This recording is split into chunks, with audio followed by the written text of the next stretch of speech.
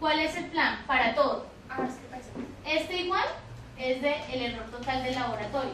Lo que yo haya obtenido lo voy a comparar con el límite analítico. ¿Cuál es el plan? Que este error que reporta mi laboratorio sea menor al error total máximo permitido. Pero ¿Sí? en caso de que sea mayor, yo quisiera saber a expensas de qué componente. Entonces podemos tener tres casos. Cuando yo comparo el error total del laboratorio versus el límite analítico de desempeño o el error total máximo permitido, yo puedo tener tres casos. Primero, que el error total de mi laboratorio sea mayor, que sea igual o que sea menor. Puesto en números, ¿cierto? Acá el error total del laboratorio es 12 y mi límite es 10, lo estoy superando.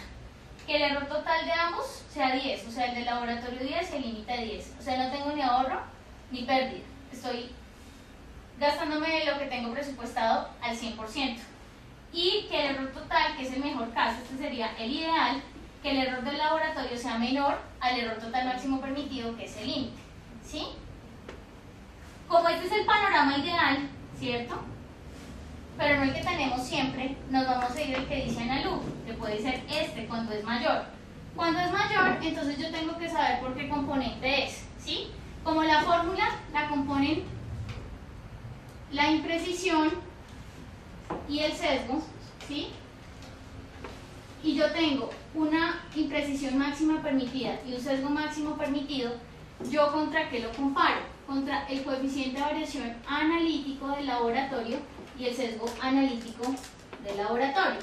Entonces yo digo, estoy superando el error total máximo permitido. ¿Por qué? Porque mi coeficiente analítico está más alto que el coeficiente de variación máximo permitido, o porque mi sesgo analítico supera el sesgo máximo permitido. ¿Sí? En los peores casos, por ambos. ¿Sí? En la mayoría de los casos puede darse por este. ¿Por qué? Bueno, no, lo que pasa es que acá hay un problema que se expresa en las matemáticas, y es que como yo siempre, ya sea para definir o para calcular, voy a multiplicar el coeficiente por la z, ¿cierto? A veces se da que cuando supero el error total máximo permitido, puede que la prueba tenga un sesgo grande, ¿sí? Pero el sesgo no le afecta tanto al error total como la imprecisión, porque la imprecisión siempre la va a multiplicar por la z, ¿sí? Por eso cuando hacemos el cálculo del error total máximo permitido para un límite que no nos está dando, como en el caso de variabilidad, un presupuesto para uno y un presupuesto para el otro, por eso nosotros consideramos dividir este coeficiente de variación máximo permitido en la z, para compensar el hecho de tener que multiplicarlo para el cálculo. ¿Sí? La última parte. La última parte. Las fórmulas son exactamente iguales, pero son dos conceptos diferentes, ¿cierto? El primero, es un límite, ¿cierto? Hasta ahí, un límite máximo permitido, y este es mi laboratorio. El referente para mí es el de arriba, esta es mi situación, esto es lo que no quiero transgredir, esto es lo que tengo, ¿sí? Cuando, por ejemplo, en el caso que ponía Ana Lucía, que es Rilliback, que Rilliback dice, vea, para glucosa es 11%, ¿cierto? Rilliback no me está diciendo, Verónica, es que 50% para sesgo y 50% para imprecisión. Eso no es una constante, porque puede decirme no. Como la prueba hicimos estudios, vamos a darle 30% para un componente y 70% para el otro. O se puede 40. No hay ningún estudio de todo lo que ustedes han leído sobre No. eso.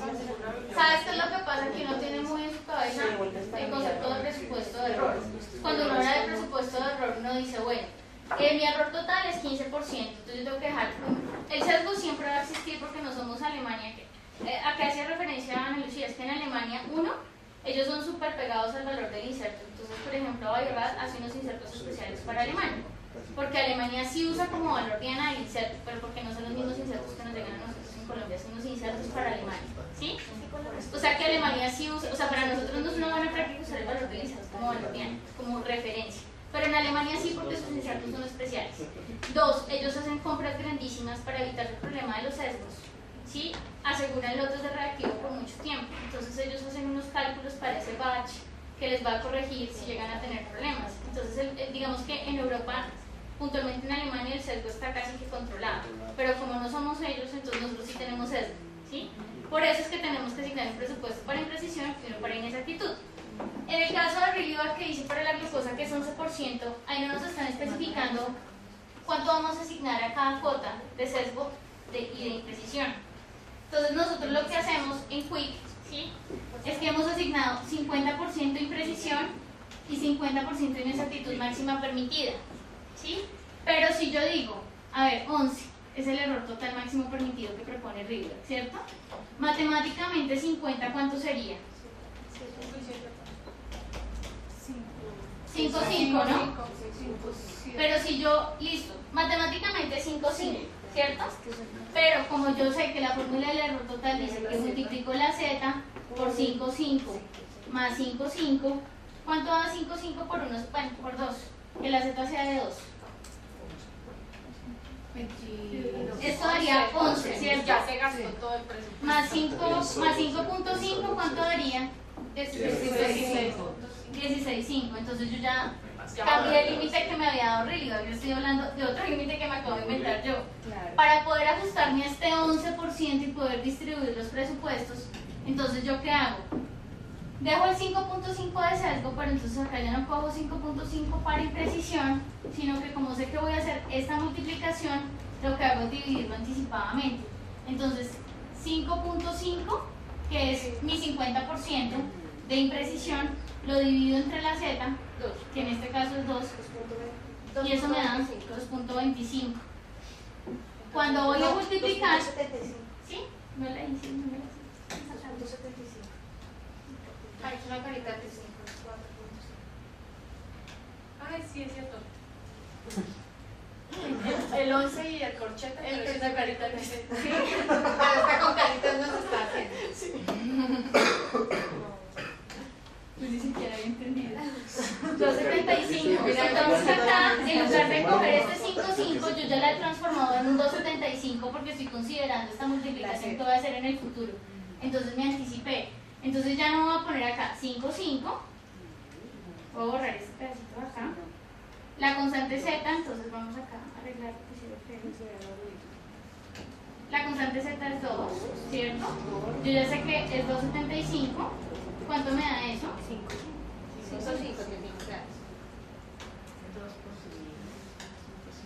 5 y 5, 5 más 5 da 11. ¿Sí? Esa es la manera. Ahora, no es mandatorio que tenga que ser 50, eso no existe en ningún lado. Pero es como una forma prudente salomónica de distribuir. Claro, uno dice 50 y 50. Lo que pasa es que en el futuro sabemos que la z se la vamos a multiplicar. Entonces, si no le hacemos esta división, nos va a quedar un error más amplio. ¿Sí? Eso es lo que hacemos cuando no hay un presupuesto y lo tenemos que asignar. Ahora, en variabilidad biológica ya viene asignado el presupuesto. ¿Sí? Porque viene asignado en variabilidad. Ay, no lo quiero guardar. Porque viene asignado el presupuesto. Porque el principio de variabilidad biológica es que ellos dicen 75, 50 y 25. ¿De qué? Voy a hacer uno grande, del CBI. ¿Sí? Esa es la primera parte de la ecuación. La segunda parte que le suman. Bueno, eso tiene raíces y cuadrados, pero para no enredarlo, 37,5, 25, cuando se les olvide, es la mitad del primero. 37,5 mitad, 25 mitad de 50 y 12,5 mitad de 25. ¿De qué? Del CBI al cuadrado más el CBG al cuadrado. ¿Y esto cómo se llama? Variabilidad biológica grupal. Entonces fíjense que él ya me está diciendo que esta parte de la ecuación es el sesgo máximo permitido. Él ya me está asignando el presupuesto. Mientras que esta parte de la ecuación es coeficiente de variación máximo permitido. ¿En dónde viene el cambio? ¿Cierto que fue el ejercicio que hicimos ahorita?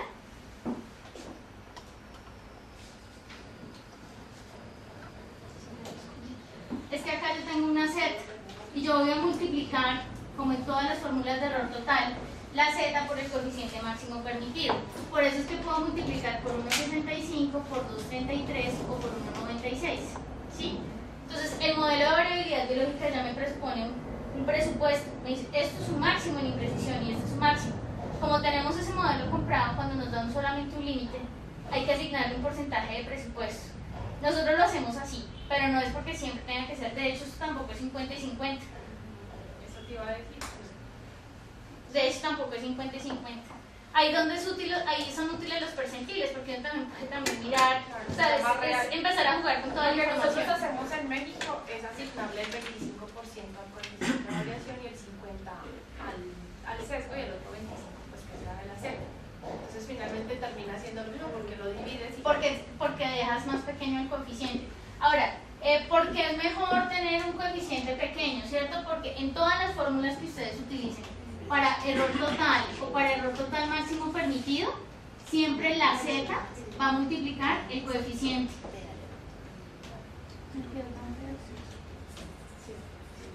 Siempre la Z va a multiplicar el coeficiente y le vas a sumar el sesgo, ¿sí? Si este valor empieza a incrementarse, la multiplicación va a ser más grande y el error total va a ser más grande, ¿sí? Entonces el coeficiente siempre afecta muchísimo el cálculo del error total máximo permitido o del error total. Si dejan un coeficiente muy alto, pues el límite va a ser más laxo, ¿sí? Cuando hacen el cálculo de su error total, si el coeficiente es muy amplio y se les aumentó, les va a castigar la prueba y les va a dar un error total alto. En la página 67, al finalizar los ejercicios de Ruiliback, hay un numeral que es el 215, que considera esto que Ana Lucía nos preguntaba, los presupuestos de error, ¿sí? Entonces es como, siempre el ideal va a ser que el error total del laboratorio sea menor al error total máximo permitido. Porque como vamos a ver más adelante, tener un error pequeño versus un límite mayor o superior nos va a permitir tener ahorro. Y eso nos va a permitir que si tenemos contingencias, cambios de lote, algún deterioro del reactivo, algún problema con el analizador, algún cambio de usuario, tengamos un espacio antes de que esto tenga un impacto negativo sobre los resultados de las muestras de los pacientes. Entonces, en este contexto, siempre vamos a querer, como veíamos hace un ratito, que el error total sea menor al error total máximo permitido. Si ese es el mejor panorama, el ideal. Acá nos dan como el planteamiento de cómo podemos distribuir estos presupuestos, ¿sí? Por eso les decía que no es mandatorio que sea 50 y 50. Que en el caso de Ruiliback, que no viene determinado como variabilidad biológica, es una proforma, ¿no? Siempre ya nos dice cómo está distribuida la ecuación, mientras que acá no. Entonces siempre sabemos que el error total tiene dos componentes, sesgo máximo permitido y coeficiente máximo permitido. Y acá, por ejemplo, nos dicen, en esta opción de presupuesto usted puede decir que el 50% se le va a permitir de sesgo y que 25 va a ser 25 de aleatorio máximo permitido, el otro 25 lo puede destinar para la constante. Sí, es un poco jugar con eso, pero claramente no se pueden pasar del 100%. Por eso si asigno el 50 tengo que considerar dividirlo entre la Z, si no cuando multiplique voy a tener más del presupuesto inicial. Lo mismo acá, entonces acá estamos considerando 75% para error aleatorio y solamente 25% para sesgo. Acá estamos considerando solo error sistemático, pues este no es el mejor, ¿cierto? Porque es que el coeficiente 0 no existe. La imprecisión va a existir siempre y hace parte del desempeño natural de las pruebas, que sea del 1% o del 0,1%. Entonces, un poco para mirar cómo podemos distribuir los diferentes presupuestos. Acá tenemos otro, y este sería el ideal. Que tenemos un requisito metrológico, hemos designado 25 para imprecisión, 25 para inexactitud y adicional tenemos un porcentaje de ahorro. Cuando veamos psicometría, este porcentaje de ahorro se va a traducir en una medida sigma alta, ¿sí? Un poco porque para el laboratorio a veces es un poco difícil la migración del concepto de error total a psicometría.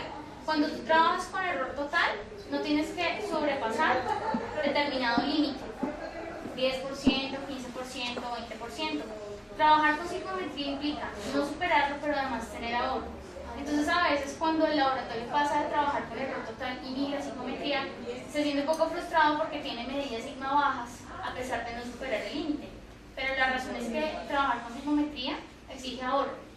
Si no tienes este ahorro, tu sigma va a lucir muy bajo, así no superes el límite analítico con el que estás trabajando. ¿Sí? Entonces esa parte conceptual hay que reforzarla porque son como peldaños diferentes en el camino de calidad analítica.